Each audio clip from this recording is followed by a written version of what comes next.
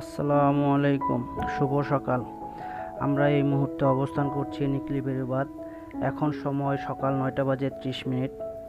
আমাদের আজকের গন্তব্য নিকলি হাওর হয়ে অষ্টগ্রাম যাওয়া। অষ্টগ্রাম থেকে মিঠামই জিরো পয়েন্ট হয়ে ইটনা জিরো পয়েন্ট, সেখান থেকে পুনরায় অষ্টগ্রাম।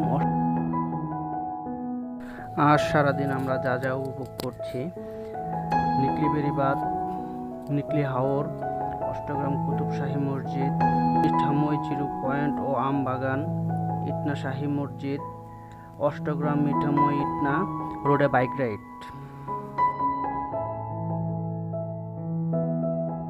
এখন আমরা অবস্থান করছি আমাদের প্রথম গন্তব্য নিকলি বেড়িবাঁধ। নিকলি বেড়িবাঁধ থেকে আমাদের নৌকা ভাড়া করতে হবে। চলুন জেনে নেই নৌকা ভাড়া কেমন। 10 থেকে 15 জন উঠা যায় এমন নৌকার ভাড়া 1000 থেকে 2000 টাকার মধ্যেই পেয়ে যাবেন। বড় নৌকা 25 থেকে 30 জন বসা যায় এমন নৌকার ভাড়া 1500 থেকে 3500 টাকা পর্যন্ত হয়ে থাকে।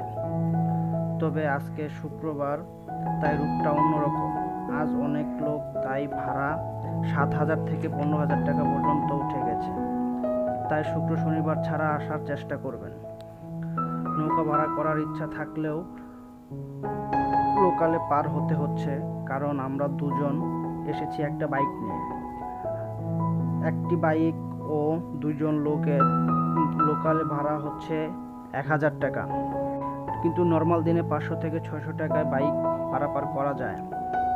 ভাড়া অবশ্যই যাওয়া এবং আসা। আপনাদের যাওয়ার পরে সেখানে 2 থেকে 3 ঘন্টা সময় দিবে পুরো রোডটি ঘুরে দেখার জন্য। চেষ্টা করবেন নির্দিষ্ট সময়ে ঘোরাফেরা শেষ করে নৌকার কাছে চলে আসার জন্য, কারণ তারা সময়ের দিক থেকে খুব সেন্সিটিভ। যদি লেট করেন তাহলে আপনাকে রেখে চলে আসতে পারে। আমাদের যাত্রা শুরু হয়ে গেছে। বাইক উঠানো হয়েছে 14টি, প্রতিটি বাইক 1000 টাকা করে। তার মানে নৌকা ভাড়া পড়েছে 14000 টাকা। আমাদেরকে পার হওয়ার পর সময় দিবে মাত্র 3 ঘন্টা ঘোরার জন্য। সব কিছু ফুরিয়ে নেবেন। তারা 2 ঘন্টার বেশি দিতে চায় না। চেষ্টা করবেন কথা বলে আগের থেকে সব কিছু ফুরিয়ে নেওয়ার জন্য। এখন আমরা বাসতেছি নিকলি হাওরের বুকে। উপভোগ করতে থাকুন নিকলি হাওর।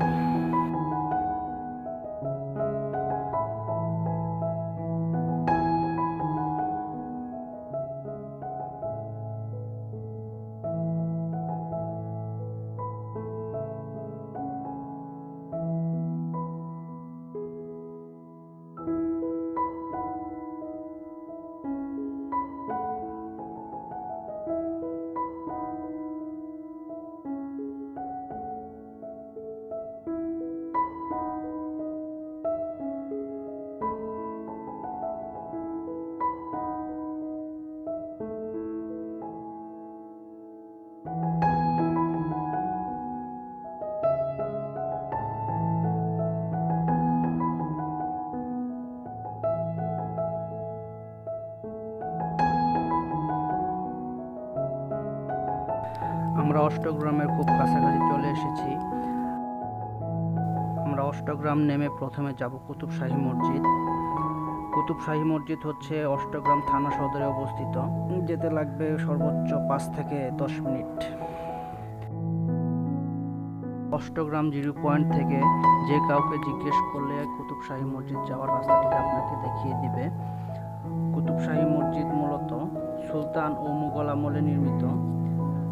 এটি 5 গম্বুজ বিশিষ্ট একটি মসজিদ। মসজিদের 4 কোণে 4টি মিনার এবং 5টি গম্বুজ রয়েছে। এর পূর্ব দেয়ালে 3টি এবং উত্তর ও দক্ষিণ দিকে 2টি করে 4টি, সর্বমোট 7টি সুলতানি খিলানযুক্ত প্রবেশ পথ রয়েছে। এখানে একটি মাজারও রয়েছে। মাজারে সিজদা করার বিষয়ে নিষেধাজ্ঞা রয়েছে, তাই মানার চেষ্টা করবেন। কেউ মাজারে গিয়ে সিজদা করবেন না।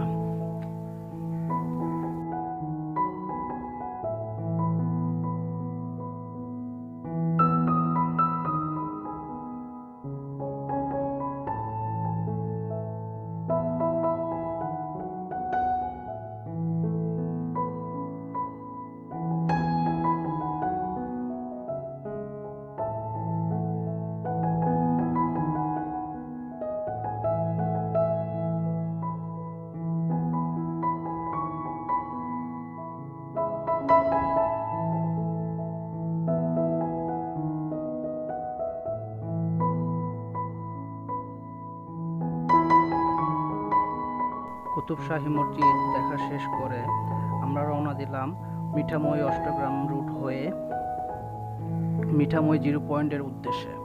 সেখানে গিয়ে আমরা হালকা কিছু নাস্তা করব এবং আমবাগানটি ঘুরে দেখব। আমবাগানটি ঘুরে দেখতে সর্বোচ্চ সময় লাগতে পারে 5 থেকে 7 মিনিট। চলন উপভোগ করতে থাকি অষ্টগ্রাম টু মিঠামই রুট।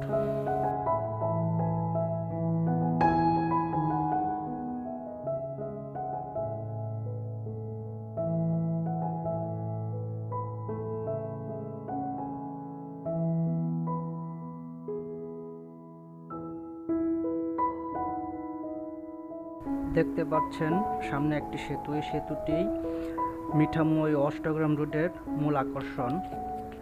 এটির নাম বাদশালা সেতু। সেতুটির এক প্রান্তে অষ্টগ্রাম এবং অন্য প্রান্তে মিঠামই অষ্টগ্রাম রোডে এই সেতুটি সবথেকে বড়। অটো বা সিএনজি অথবা লেগুনা ভাড়া করার সময় যদি আপনি তাদেরকে বলেন যে আমি অষ্টগ্রাম রোডের বড় সেতুতে যাব, তাহলে আপনাকে এই সেতুতে নিয়ে আসবে।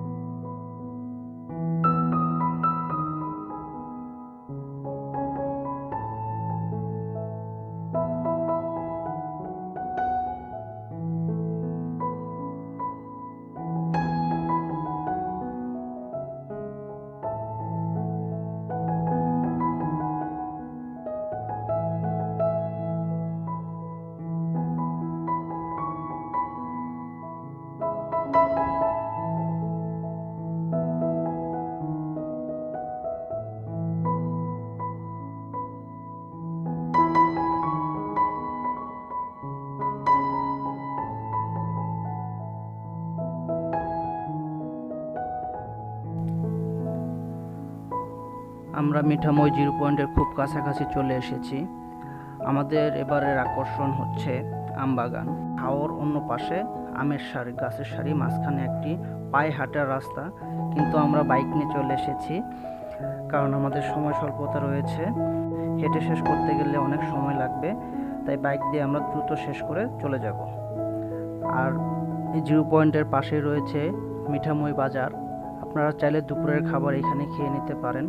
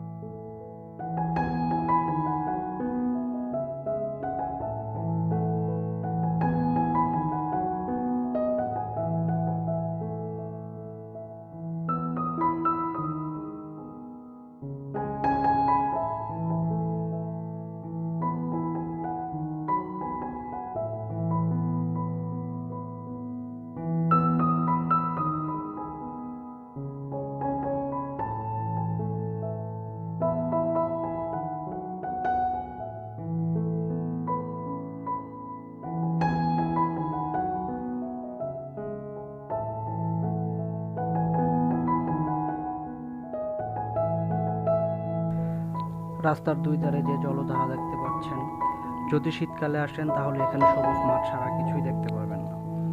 এই রাস্তাটি হওয়ার পূর্বে ইটনা, মিঠামই, অষ্টগ্রাম বর্ষাকালে আলাদা আলাদা একটি দ্বীপের মতো ছিল, যাদের ভ্রমণের একমাত্র বা যাতায়াতের যে ব্যবস্থা ছিল একমাত্র নৌকা ছাড়া তাদের যাতায়াতের কোনো ব্যবস্থা ছিল না। এই রাস্তা হওয়ার পরে বর্ষাকালেও তারা রাস্তার মাধ্যমে ইটনা, মিঠামই, অষ্টগ্রাম এদের ভিতরে যোগাযোগ ব্যবস্থাটি উন্নত হয়েছে।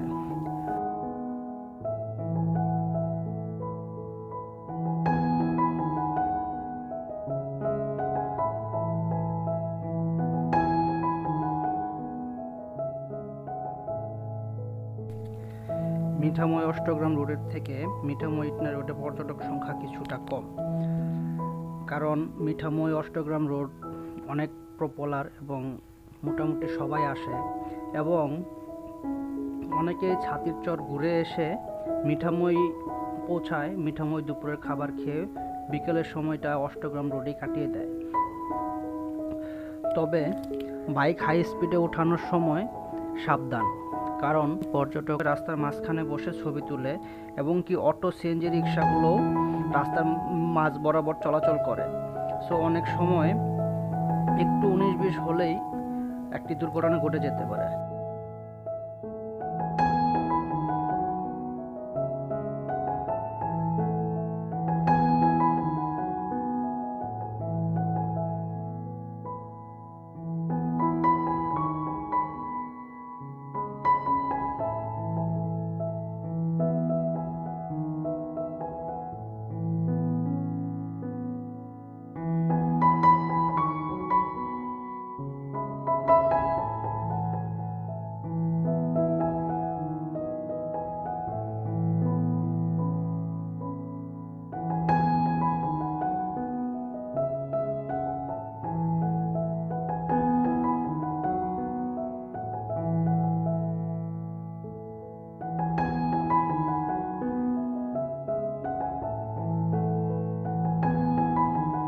ইটনা শাহী মসজিদ।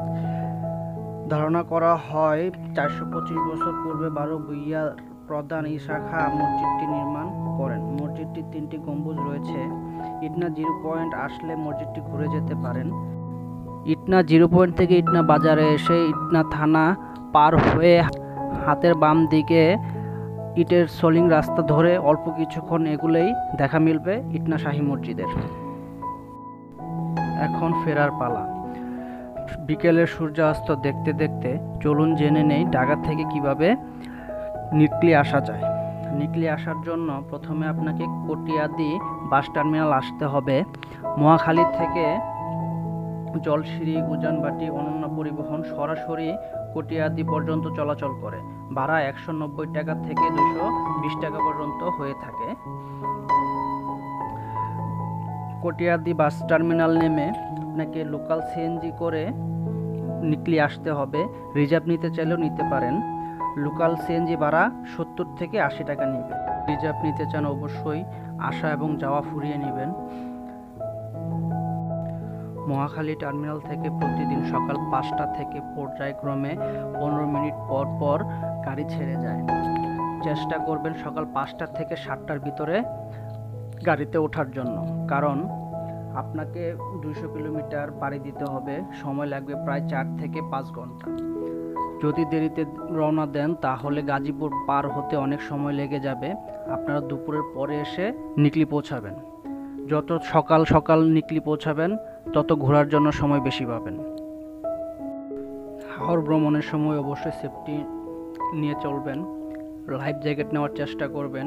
যদি সাঁতার জানেন তাও লাইফ জ্যাকেট নেওয়ার। হাওরে কখন কী রূপ ধারণ করে আপনার সামনে সেটা বলা বাহুল্য। যে কোনো সময় আপনি জ্বরের কবলে পড়ে যেতে পারেন, আর জ্বরের সময় আপনার সাঁতার কাজে আসবে না। তাই সাবধানতা অবলম্বন করাই বুদ্ধিমানের কাজ। পরিশেষে বলতে চাই, যেখানেই ঘুরতে যান ময়লা আবর্জনা নির্দিষ্ট স্থানে ফেলবেন। মনে রাখবেন, প্রাকৃতিক সৌন্দর্য উপভোগ করা যেমন আপনার অধিকার, তেমন রক্ষা করা আপনার দায়িত্ব। তাই যেখানেই ঘুরতে যান ময়লা আবর্জনা নির্দিষ্ট স্থানে ফেলবেন।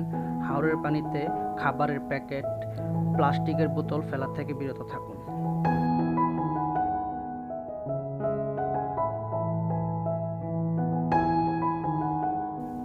ভালো থাকবেন, সুস্থ থাকবেন।